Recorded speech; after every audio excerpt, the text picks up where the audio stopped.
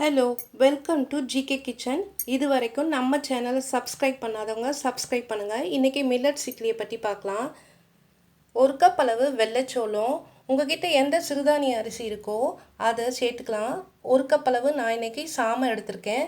ஒரு கப் அளவு கம்பு, ஒரு கப் அளவு கேழ்வரகு. இதை நாலுத்தையும் ஒன்றா சேர்த்து நல்லா கழுவி 5 மணி நேரம் ஊற வைக்கணும்.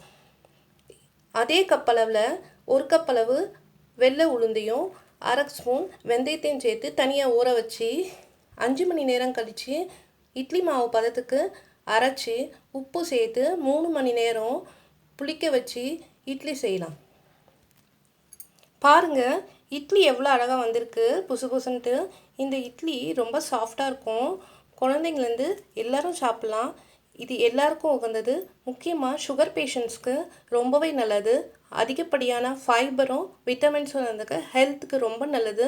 எல்லோரும் இதை ட்ரை பண்ணுங்கள். நம்ம சேனலை சப்ஸ்கிரைப் பண்ணுங்கள்.